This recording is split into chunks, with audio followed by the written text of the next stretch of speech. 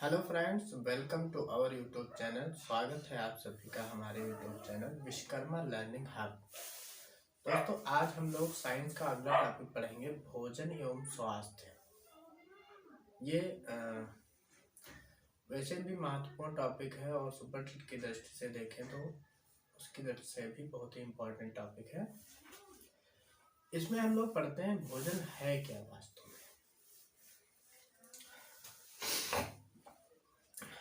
तो दोस्तों, भोजन को अगर हम देखें तो वह सभी पदार्थ जिनको हम लोग अपने शरीर के अंदर ग्रहण करते हैं तथा जिससे हमें ऊर्जा मिलती है, उसे हम लोग भोजन कहते हैं। फिर आगे देखते हैं भोजन की आवश्यकता क्यों होती है हम लोगों को। तो भोजन की आवश्यकता इसलिए होती है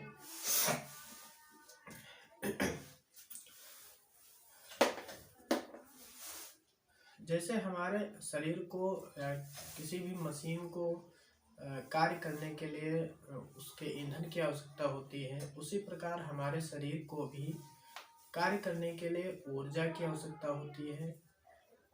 बहुत सारे प्रोटीन, विटामिन्स वगैरह होते हैं, इनकी सबकी जो आवश्यकता होती है, तो इन सभी की पूर्ति जो है वो आपकी भोजन से होती है। तो भोजन इसलिए भी इम्पोर्टेंट है। और दूसरा देखा जाए तो भोजन हमारे शरीर को मजबूत बनाए रखता है और किसी भी कार्य को करने में सक्षम बनाए रखता है। तो इस प्रकार ये थी आपकी भोजन की आवश्यकता क्यों है।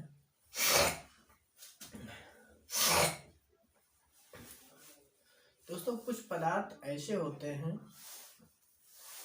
जो ऊर्जा अच्छी मात्रा में मिलती है और जिनको हम खा सकते हैं आराम से, उसमें कोई भी प्रॉब्लम ना हो। तो ऐसे भोजन को हम, ऐसे पदार्थों को हम भोज्य पदार्थ कहते हैं।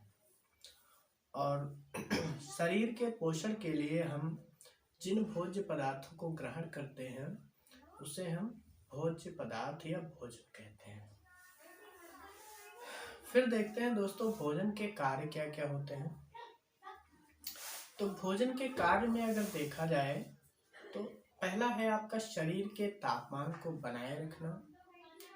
दूसरा है शरीर को ऊर्जा व शक्ति प्रदान करना। तीसरा है आपका मांसपेशियों को सक्रिय रखना, शरीर की विभिन्न रोगों से रक्षा करना। और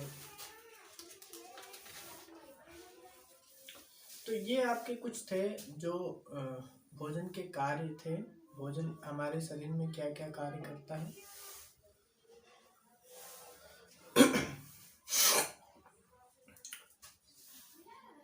भोजन के रूप में हम लोग कुछ ड्राई फ्रूट्स भी लेते हैं, जैसे आपका काजू है, बादाम है, किशमिश है, अखरोट है। ये आप सब सूखे मेवे इनको भी कहते हैं, या फिर इंग्लिश में कहें तो ड्राई फ्रूट्स कहते हैं। ये भी भोजन का ही एक प्रकार से स्रोत है। कुछ भोजन हमें पेड़ पौधों से भी प्राप्त होता है, जैसे फल है, फल हमें पेड़ों से प्राप्त हो जाते हैं। पौधे हैं, तो पौधे में कुछ पौधे ऐसे छोटे पौधे होते हैं जिनका जड़, तना, पत्ती, फल, फूल आदि भोजन के रूप में प्रयोग किया जाता है। तो ये आपके भोजन के स्रोत थे। फिर देखते हैं पोषण एवं पोषक तत्व क्या होते हैं। तो पोषण वह सभी खाद्य पदार्थ जो हमारे शरीर को स्वस्थ एवं निरोगी रखते हैं, इन सभी तत्वों को हम लोग पोषक तत्व कहते हैं। दूसरे शब्दों में कहें, वह तत्व या अवयव जो हमारे शरीर में वृद्धि, विकास, स्वास्थ्य रहने के लिए आवश्यक हैं, वह पोषक तत्व कहलाते हैं। भोजन में पाए जाने वाले विभिन्न प्रकार के पोषक तत्व द्वारा शारीरिक आवश्यकताओं की पूर्ति करना ही पोषण कहलाता है। भोजन में पाए जाने वाले पोषक तत्व कुछ इस प्रकार से हैं। एक आपका नंबर 1 है कार्बोहाइड्रेट, दूसरा प्रोटीन, तीसरा वसा, चौथा आपका विटामिन्स, पांचवा है खनिज लवण, 6 नंबर पर आपका जल एवं रेशे है। ये आपके पोषण के तत्व हैं। तो इनके बारे में हम लोग पढ़ते हैं एक एक करके। एक नंबर पर है कार्बोहाइड्रेट।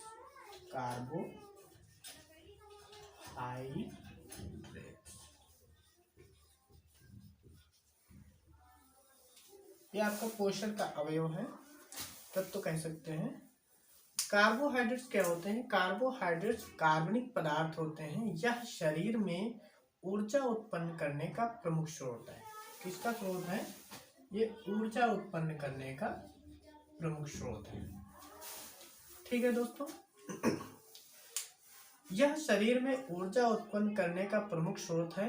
शरीर को कार्बोहाइड्रेट 2 प्रकार से प्राप्त होता है। पहला आपका मंड के रूप में, दूसरा आपका प्राप्त होता है स्टार्च के रूप में। इसको ऐसे कह सकते हैं, मंड या स्टार्च के रूप में, स्टार्च। दूसरा आपका प्राप्त होता है चीनी अर्थात सुक्रोज के रूप में, चीनी या सुक्रोज के रूप में। तो ये 2 प्रकार से हमारे शरीर को कार्बोहाइड्रेट प्राप्त होता है। यह मुख्य रूप से ज्वार, मक्का, बाजरा, मोटे अनाज तथा चावल, आलू, केला, अमरूद, गन्ना, चुकंदर, खजूर, शक्कर, चीनी आदि कार्बोहाइड्रेट्स के मुख्य स्रोत हैं। ये स्वाद में मीठे होते हैं। इनकी अधिकता से अजीर्ण या मधुमेह रोग हो जाता है।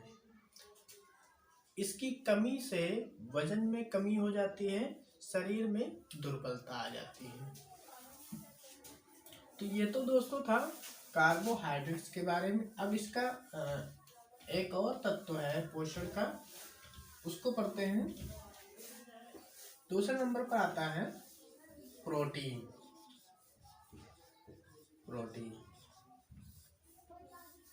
प्रोटीन क्या होता है दोस्तों? प्रोटीन एक जटिल कार्बनिक पदार्थ है। चना, मटर, मूंग, मंसूरी, उड़द, सोयाबीन इत्यादि प्रोटीन के प्रमुख स्रोत हैं। गेहूं, मक्का या मोटे अनाजों में भी कुछ प्रतिशत प्रोटीन उपस्थित रहती है।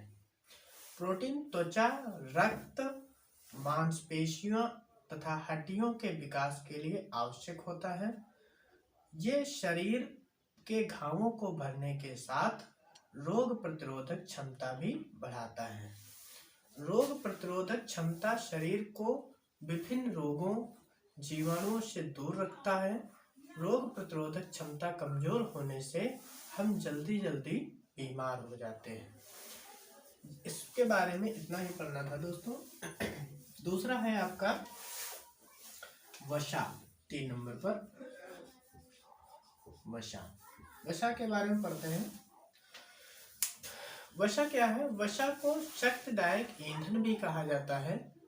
वनस्पति तेल, मूंगफली, सरसों, सोयाबीन, नारियल आदि के तेल वसा के पादप स्रोत हैं। अंडे, मांस, मछली, दुग्ध उत्पादन वसा के जंतु स्रोत हैं। वसा की कमी से शरीर में कार्य क्षमता कम हो जाती है। इसकी अधिकता से पाचन संबंधी दिक्कतें, मधुमेह, हृदय रोग हो जाता है। वसा शरीर को ऊर्जा एवं गर्मी प्रदान करता है। फिर आगे देखते हैं दोस्तों विटामिन्स के बारे में। विटामिन्स क्या होता है? विटामिन्स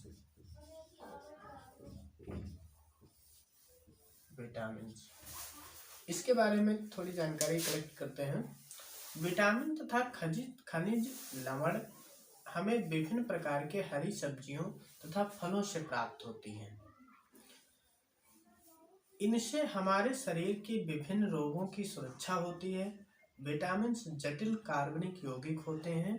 ये शरीर को सही से काम करने में मदद करते हैं। शरीर के प्रत्येक अंग को उसके कार्य के अनुसार अलग अलग विटामिन की जरूरत होती है। ये विटामिन हमें भोजन से ही प्राप्त होती है। यद्यपि भोजन की इनकी अल्प मात्रा में पर्याप्त होती है, परंतु इनकी कमी से शरीर रोगग्रस्त हो जाता है। अपने भोजन में विटामिन स्रोतों को सम्मिलित करके हम शरीर को रोग मुक्त रख सकते हैं। कुछ मुख्य विटामिन हैं जिनको हम लोगों ने दो भागों में बांटा है। पहला आपका वसा में घुलनशील विटामिन, वसा में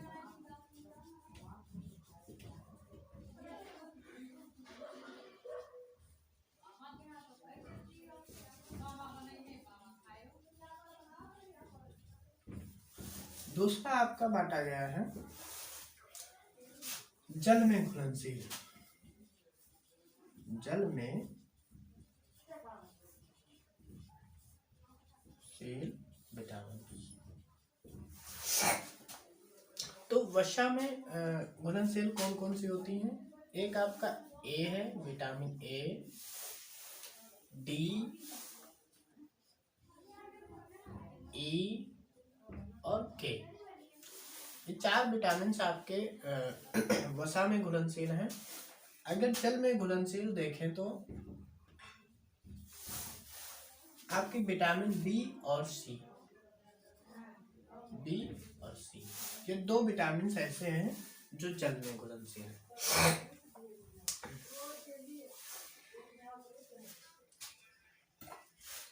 तो इनके बारे में थोड़ा सा पढ़ते हैं सीरियल से कि कौन सी विटामिन से की कमी से क्या समस्या हो जाती है और कौन से विटामिन हमें अत्यधिक मात्रा में कहाँ से प्राप्त होते हैं, इसका मतलब इसके स्रोत और लक्षण क्या होते हैं। पहला देखते हैं विटामिन ए। तो विटामिन ए का स्रोत अगर हम देखें तो आपका अंडा है, मक्खन है, घी है, मछली है, तेल है, हरी सब्जियां, गाजर आदि इसमें आपका एक स्रोत के रूप में आ जाता है।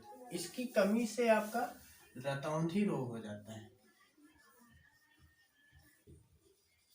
रतौंधी रोग हो जाता है। इस रोग का लक्षण ये होता है कि रात में हम लोगों को ठीक से दिखाई नहीं देता है। फिर देखते हैं विटामिन बी की कमी से क्या होता है, इसका स्रोत क्या है। विटामिन बी का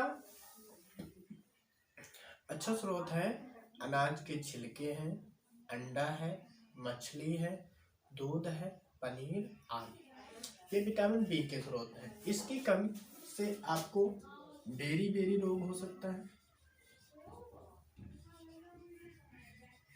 बेरी बेरी रोग हो जाता है।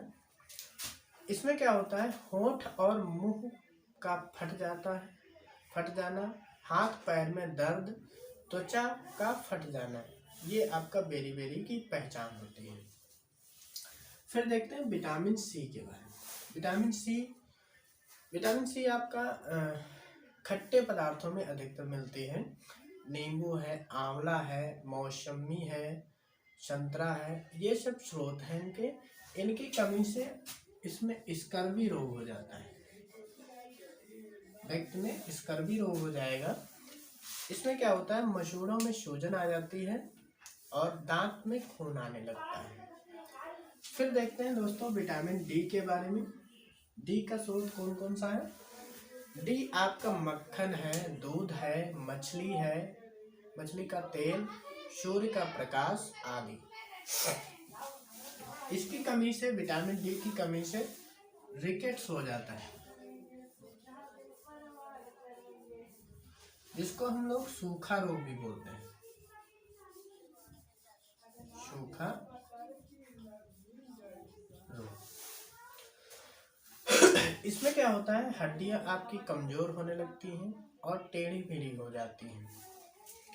फिर देखते हैं विटामिन ई। विटामिन ई के स्रोत पढ़ते हैं।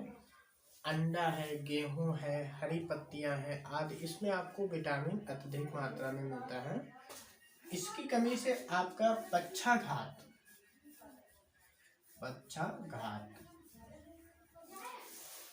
पक्षाघात का मतलब पैरालिसिस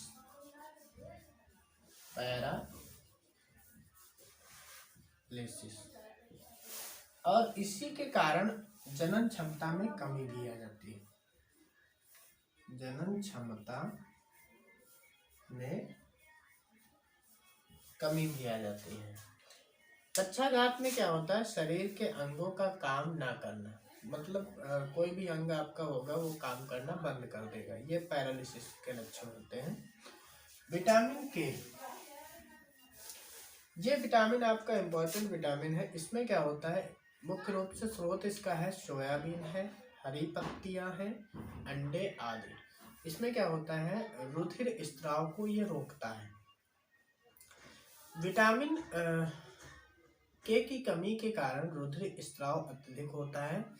इसका लक्षण यह है, चक्कर आता है, सीने में दर्द, दिल की धड़कन तेज हो जाना आदि सब बीमारी इससे हो जाती है।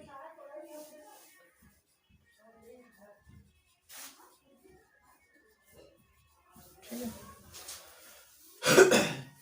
तो ये तो दोस्तों विटामिन के बारे में था। अब हम लोग अगले पोषक तत्व के बारे में पढ़ेंगे, जो आपका 5 नंबर है।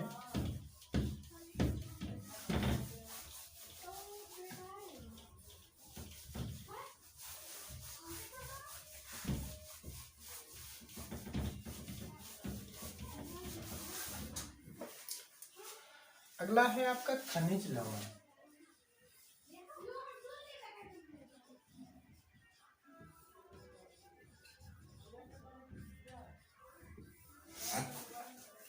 खनिज लवण क्या होते हैं,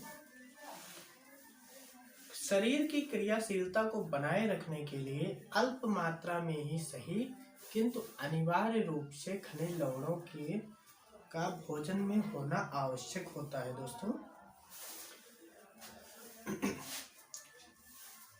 कुछ खनिज लवणों के बारे में भी जानते हैं। जैसे एक आपका F आता है, जिसको हम लोग फ्लोरीन कहते हैं, फ्लोरीन।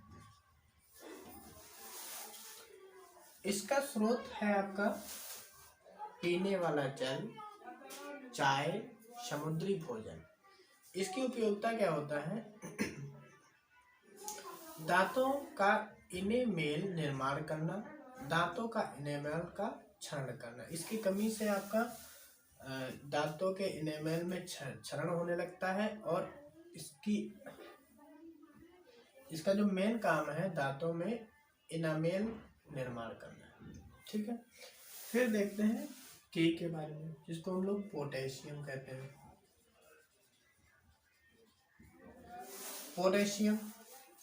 पोटेशियम का मुख्य स्रोत आपका मांस, दूध, अनाज, फल व सब्जियां हैं। ये क्या करता है, शरीर में जल का संतुलन बनाए रखता है। अगर आपका विटामिन के पोटेशियम की अगर शरीर में कमी हो रही है तो ये डिहाइड्रेशन की समस्या उत्पन्न कर देता है।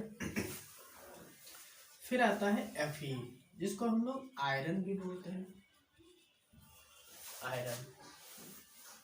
आयरन का मुख्य स्रोत है आपका मांस, अंडा, फलियां, अनाज, हरी सब्जियां। इसमें क्या होता है, रक्त में हीमोग्लोबिन निर्माण में सहायक होता है आयरन। इसकी कमी से आपको एनीमिया रोग हो सकता है। फिर आता है कैल्शियम। कैल्शियम का देखें तो दूध है, पनीर है, हरी सब्जियां हैं, फलियां, अनाज, इन सब से हमको कैल्शियम अच्छी मात्रा में प्राप्त हो जाता है। कैल्शियम का कार्य क्या होता है, शरीर में हड्डियां व दांतों का निर्माण करना। इसकी कमी से आपका हड्डियों एवं दांतों का कमजोर हो जाते हैं। फिर देखते हैं फास्फोरस, ये भी आपका तत्व है, इसको हम लोग P से रिप्रेजेंट करते हैं। इसका मुख्य स्रोत है दूध, मांस, अनाज। इसकी उपयोगिता क्या होती है, शरीर में हड्डियों एवं दांतों का निर्माण करना। इसका भी यही काम होता है। हड्डियां एवं दांतों का कमजोर होना इसकी कमी से हो जाता है। फिर देखते हैं आयोडीन। समुद्री भोजन, आयोडीन युक्त नमक, ये इसका मुख्य स्रोत है। इसकी उपयोगिता क्या है? शरीर में थायरॉक्सिन हार्मोन का निर्माण करना। इसकी कमी से शरीर में घेंघा रोग हो जाता है। फिर देखते हैं, ये तो आपका हो गया खनिज लवण।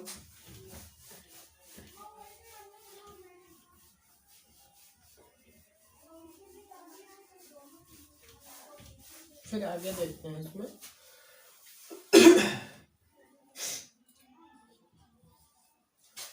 जल एवं रेशेदार भोजन का महत्व। जल एवं रेशेदार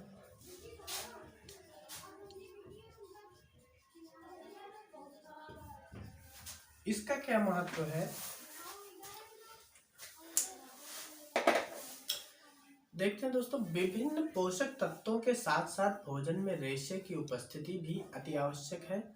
रेशे अर्थात रफेज दरअसल फाइबर युक्त पदार्थ होते हैं जो सामान्यतः चोकर युक्त आटा, गेहूं, मक्का, बाजरा, ज्वार, दलिया, दाल, ताजे फल एवं सब्जियों में पाए जाते हैं।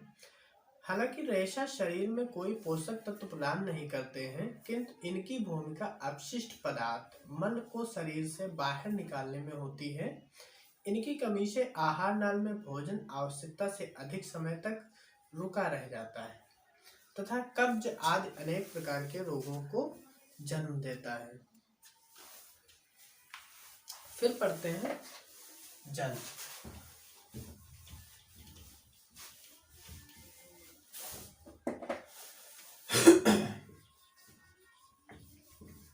हमारे शरीर में जल की क्या आवश्यकता है? जल क्यों इम्पोर्टेंट है?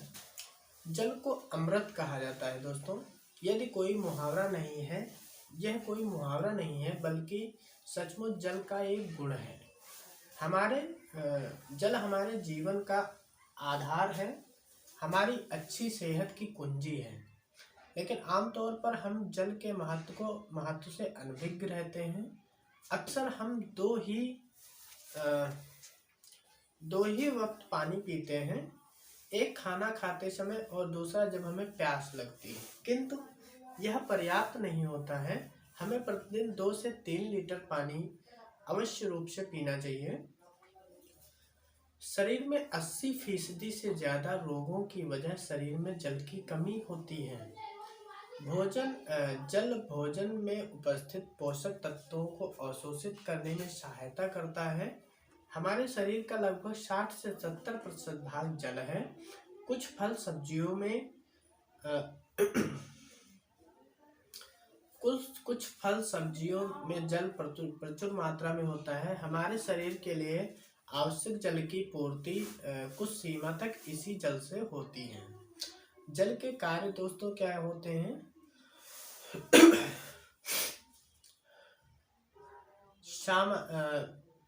पहला कार्य है पाचन के पश्चात शेष अपशिष्ट पदार्थों को शरीर से निष्कासित करना। दूसरा है त्वचा के भीतर के दूषित पदार्थों को पसीने के साथ बाहर निकालना।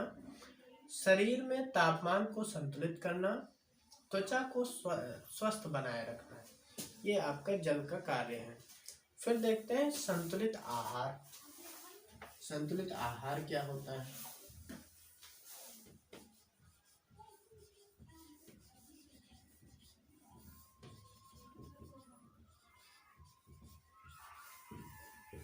इसके बारे में भी जानते हैं। सामान्यतः पूरे दिन जो कुछ भी हम खाते हैं उसे आहार कहते हैं। जिस आहार में सभी पोषक तत्व उचित मात्रा में उपस्थित हों उसे संतुलित आहार कहते हैं। संतुलित आहार न लेने के कारण शरीर में पोषक तत्वों की कमी होने लगती है, जिससे शरीर कमजोर होने लगता है और विभिन्न रोगों से ग्रसित हो जाता है। फिर देखते हैं कुपोषण।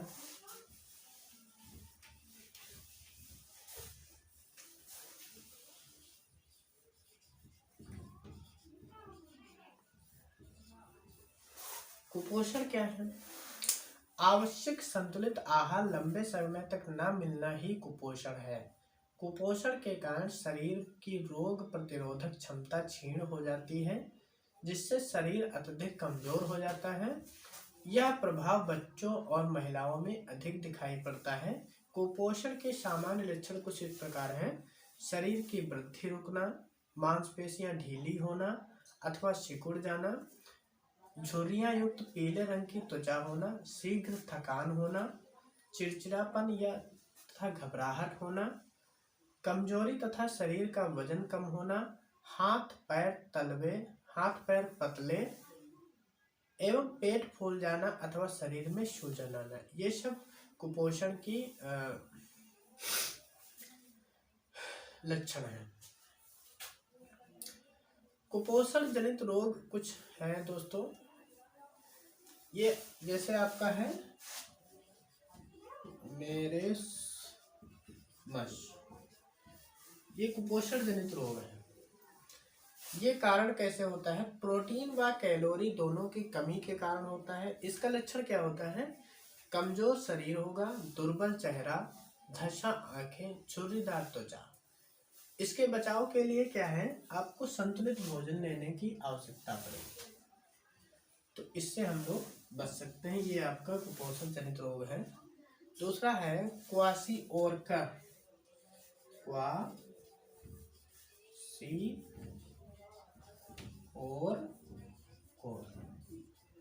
ये आपका कुपोषण जनित दूसरा रोग है।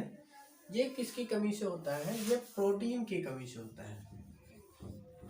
प्रोटीन की कमी से होता है। तो और इसके लक्षण क्या होते हैं इस रोग के? शरीर में सूजन मिलेगी, हाथ पैर दुर्बल होंगे, बाल भूरे और पतले होंगे। इसका बचाव हम लोग कैसे कर सकते हैं? प्रोटीन युक्त भोज्य पदार्थ सम्मिलित करने से हम लोग इस बीमारी से बच सकते हैं। फिर आता है एनीमिया। ये भी आपका कुपोषण जनित रोग है। इसमें क्या होता है? आयरन की कमी हो जाती है शरीर में। इसके कारण नाखून का सफेद पड़ जाना, पैरों में सूजन आना, भूख कम लगना। ये इसका उपाय यही है, आयरन युक्त भोजन लेना आपका सबसे बेहतर उपाय है इसकी समस्या से बचने के लिए।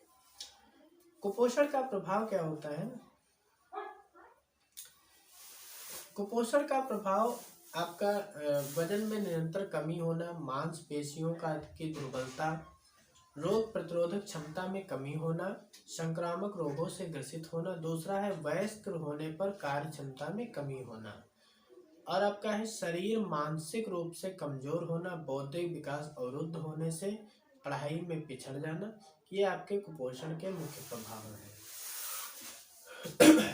तो ये तो था कुपोषण।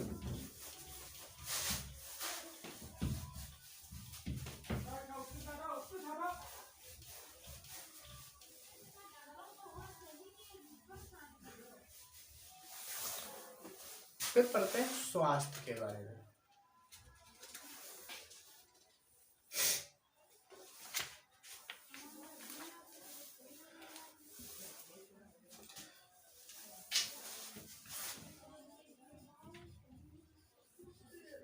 स्वास्थ्य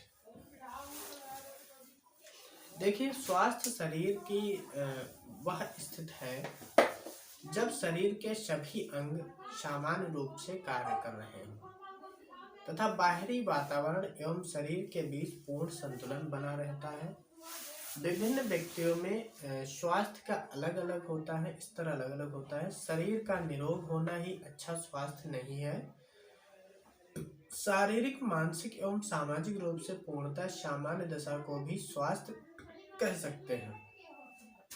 अतः स्वास्थ्य वह अवस्था है जिसके अंतर्गत शारीरिक, मानसिक एवं सामाजिक कार्य समुचित क्षमता द्वारा उचित प्रकार से किए जा सकते हैं। भोजन तथा स्वास्थ्य में संबंध क्या होता है? दोस्तों, हम लोग अच्छी तरह से जानते हैं, यदि हम लोगों को अच्छा भोजन मिलेगा तो हम लोगों का जो स्वास्थ्य होगा वो भी अच्छा होगा। स्वस्थ रहने के लिए हम लोगों को क्या क्या करना चाहिए? स्वस्थ रहने के लिए हम लोगों को गर्मी के मौसम में गन्ने का रस, शरबत का सेवन करना चाहिए। इससे हमारे शरीर को ऊर्जा एवं शक्ति मिलती है। गुड़, लैया, चना, सत्तू का नाश्ता करें जिससे पौष्टिक एवं सुपाच्य होता है।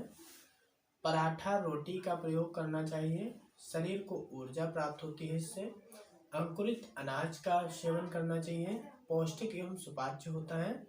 मौसमी फल अवश्य खाएं, इसमें रेशे प्राप्त होते हैं, पाचन सही रहता है और शरीर की रोगों से सुरक्षा होती है। गर्मियों में दूध, मट्ठा, लस्सी, छाछ आदि का सेवन करना चाहिए।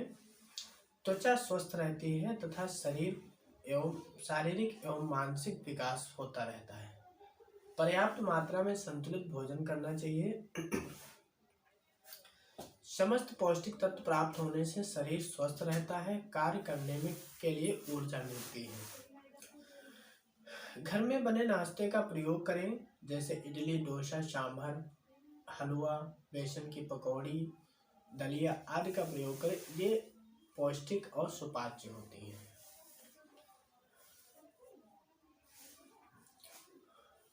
कुछ और भी चीजें दी हुई हैं जो हम लोगों को कम खानी चाहिए या फिर बिल्कुल ना के बराबर खानी चाहिए।